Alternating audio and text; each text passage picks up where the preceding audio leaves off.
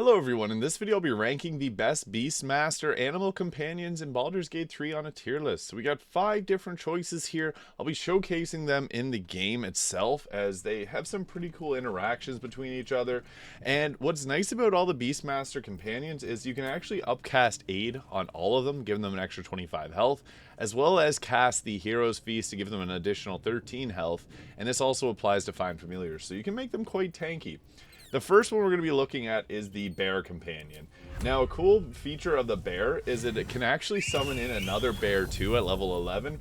And the benefit of this is you can actually do a short rest after that to get your companion back, and then you can summon in another pet. So you can have a bear, an extra bear, take away that bear, and then summon in the raven, and then get 2 more ravens. So you can have 4 beastmaster companions at one time.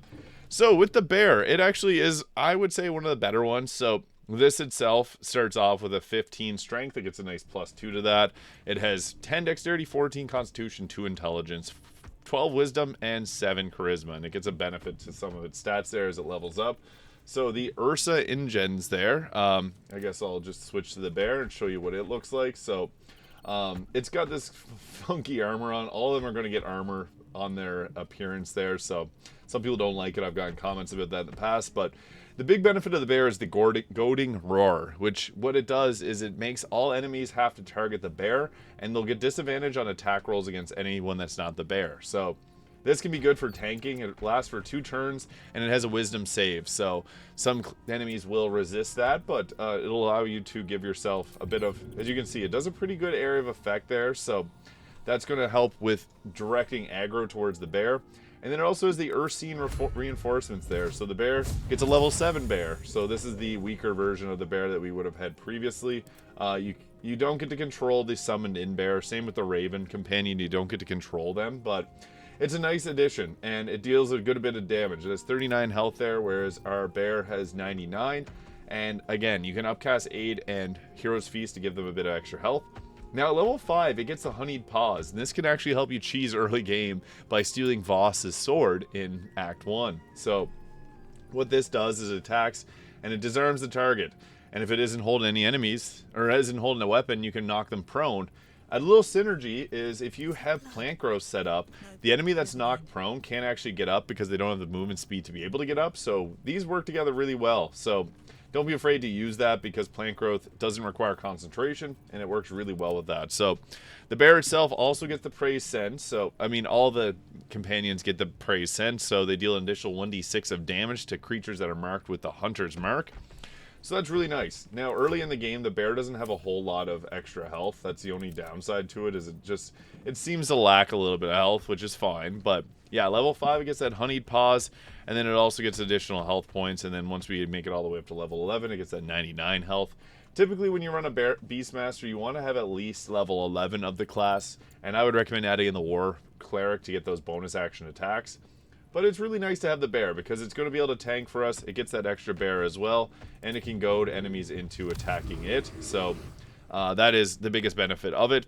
With the bear, you deal a decent bit of damage, but it is just slashing damage. So there's not a synergy with using the ballast armor, whereas something like the others would get that. But it's the tankiest one, and we can give it the most amount of health, and it gets an extra summon. So that is really good because what's better than 1 bear? 2. So yeah, I would have to say that the bear is definitely S tier because it's the best tank, and early game it can help you steal a legendary sword, but even still, it's a really good summon because it gets that extra bear there, and just the honeyed paws, super nice, knocking enemies prone for advantage or stealing their weapon. So yeah, I'm a really big fan of the bear. So yeah, we'll switcheroo, and now we'll show off the wolf. So we get the cool thing, as I mentioned, if you summon in the bear, you can then also summon in something else after a short rest. And you're going to see we keep that little bear there. So here's the wolf companion. Again, similar silly little helmet there on it. But it's a big wolf. Now, my favorite feature of the wolf is the fact that it can attack. And so it does have an attack here. Infectious Bite can possibly turn the target septic. But it also gets an attack where it can attack with a sword. And this is reminiscent of Dark Souls. But I just love the idea of having that there. So I guess I'll show what that is going to look like. So it also gets the bite action there. So it has bite, it has piercing damage. So there is a nice synergy with the ballast armor. And the lunging bite, which can possibly knock the target prone. So it's got a few options for that. You do have to get relatively close to do the pouncing bite, but yeah, that is one of the nice benefits of it, is it gets the ability to knock creatures prone. So there's the lunging, and then we knocked him prone. But the lupine slash, this is what I love about it. It does a sword attack there. I think that's one of the coolest things ever. It deals force damage, so if you can freeze the target, you'll be able to attack with double damage, which is really nice. Now, it's not recognizing them as enemies because I'm not fighting against them, so it's not able to attack with the lupine slash. But yeah, being able to apply the septic to the target is really nice as well. So once you get septic on, it lowers the constitution by 1 and has disadvantage on constitution saving throws. So that's good if you want to break enemies' concentration. However, it does deal necrotic damage.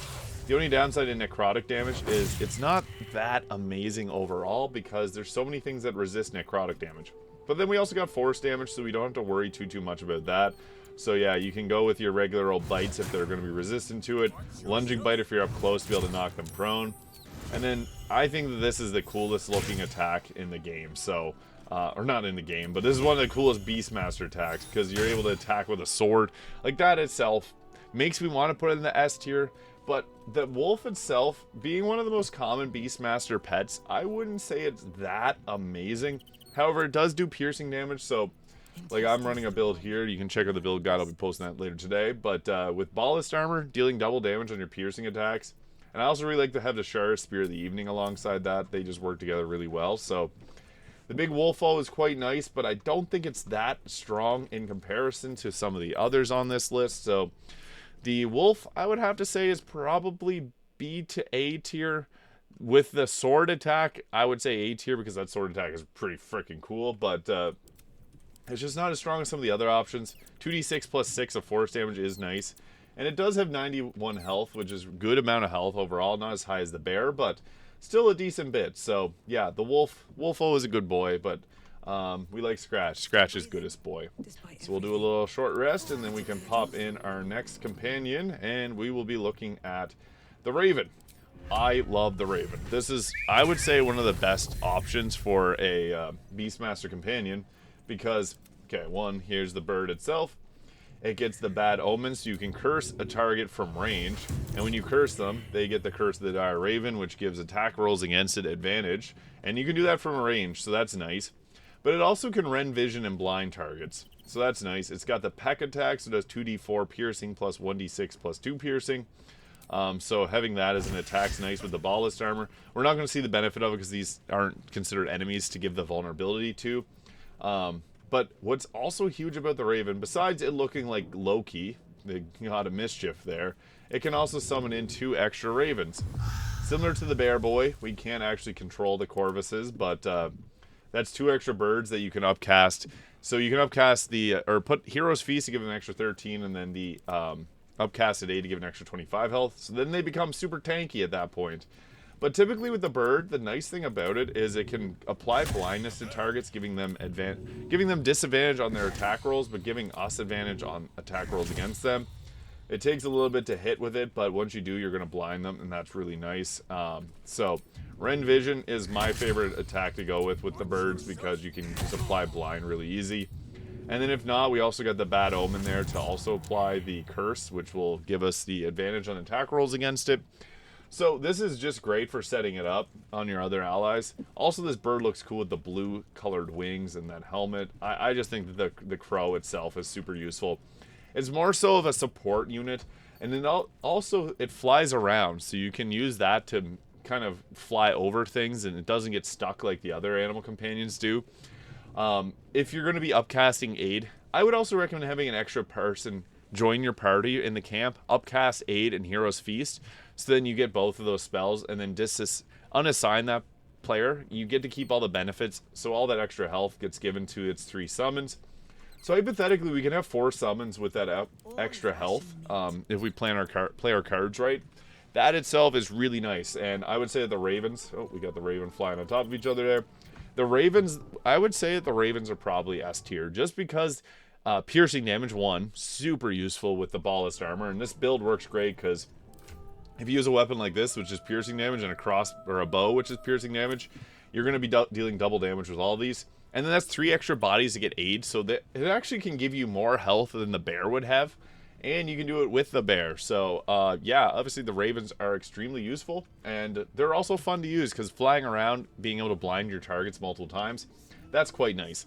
They are squishier, so some people may not like them as much, but I still think that they're pretty good overall. So, yeah, the ravens are really effective for a variety of reasons.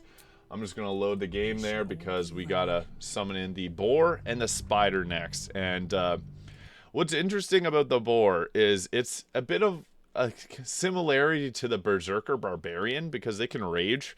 If you've ever seen an angry boar run, they're not fun to be near. And that's pretty accurately displayed in Baldur's Gate 3 here. So that is one of the benefits of using the boar is it's got that...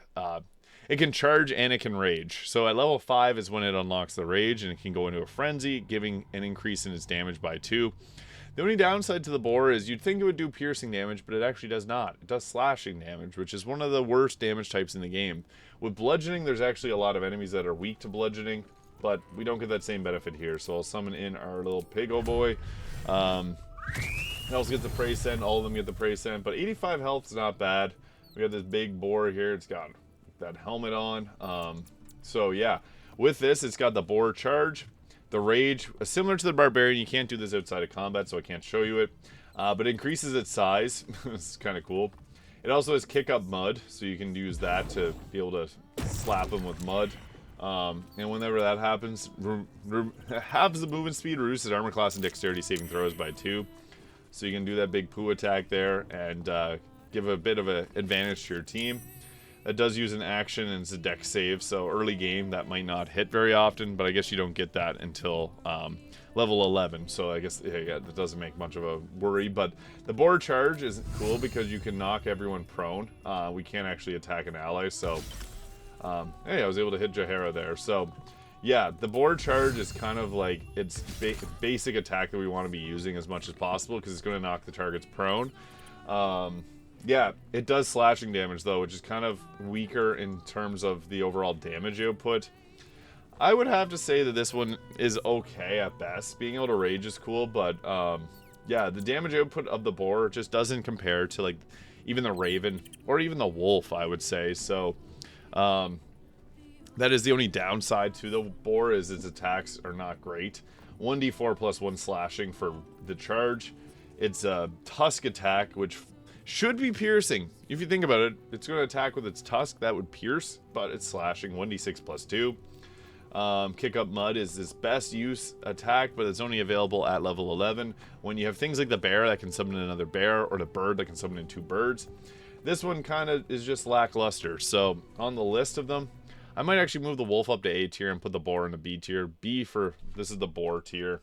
It's just boring in comparison to the other summons, so I don't know. Maybe there is a way that you can make this useful. Let me know in the comments if you're a successful boar user, but I just never had much luck with it in comparison to the others. So we're going to give ourselves a short rest and bring in our last friend here, the wolf spider. Now, I don't love spiders because I deal with them so much in real life, but this is a kind of cool spider. It looks like the phase ones. So yeah, it's got 60 health, not as much as some of the others, but it comes with a lot of movement. So it's able to jump around, and it doesn't use its... Whenever you use this jump, the arachnid jump, it's a bonus action, and it doesn't get affected by your movement speed, so you can just use this to jump additionally. So it's got a lot of movement. It has the web, and this is a really nice one, so you can possibly, you can web up an area and possibly ensnare people and web them. So you can see there, Shadowheart got in web, difficult terrain, movement speed halved, and it also locks them in place. You also got the cocoon there, so you can cocoon someone. She saved it. So with the cocoon... Oh, save failed. I guess I'll do it on Shadowheart there, so... Saved. It's a challenge to get that off, but can't act... Basically hold person, but without the additional critical hits for 3 turns. That's really nice. So you can lock down someone with this. And then we also got the bursting blood, so you can launch a clutch of your brood to infest your target. This is a gross attack. We're not going to think too much about it. But basically what it does is it gives the target spiders, and they get infested with spiders. And then if you attack them with a melee attack, they can apply that to other people too. So that is the only annoying part, is if you if you infest someone and then, I guess I'll use it on someone that's 60% chance to hit. I'll try to use that on Shadowheart there just to show what it does. But basically, if you attack them with a melee attack, you're going to be able to... There we go, we got infested. It takes 1d4 necrotic and piercing damage per turn, and they can have a saving throw to save against it. But if you attack them, then you get infested too. So the spider is really nice. I would say early game, this is the best one. It's got the venomous bite. Possibly being able to poison a target on your main attack is really nice. So poison gives disadvantage on attack rolls and ability checks. So that's really good, because early game you can just go up and poison everyone with the wolf spider. This is a better version of the wolf.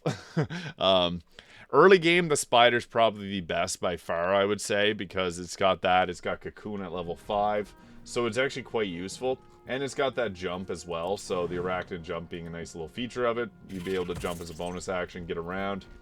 The only thing is, its web does use an action, whereas if you go as a spider as a druid, you get a bonus action web, so that is a little bit better. But bursting brood's kind of nice, but the venomous bite is its main benefit, I guess, at early game. Being able to poison people and give disadvantage on their attack rolls is massive. So I guess that's one of the biggest benefits of using the spider there, is being able to just go around poisoning everyone at just your action there. So you can, at level 11, you get 2 attacks with it, which is nice, so you can poison 2 people. So you can attack and then jump over to someone else without even having to use your movement speed, and then attack another person and be able to apply poison to them. So that is really nice. Giving the poison up for disadvantage on attack rolls is fantastic, and makes the spider a pretty useful ally. Now, early in Act 1, I would say this is S tier. So on the list, I would say probably early game S tier. But then it falls off in terms of its strength a little bit. It is better than the bear, or better than the wolf, but probably I would say somewhere around here. It's the best of the A tier, if not lowest of the S tier. I think the bear or the raven, it's kind of a toss-up between the two of them, because they get extra allies, which you can also buff up with extra health.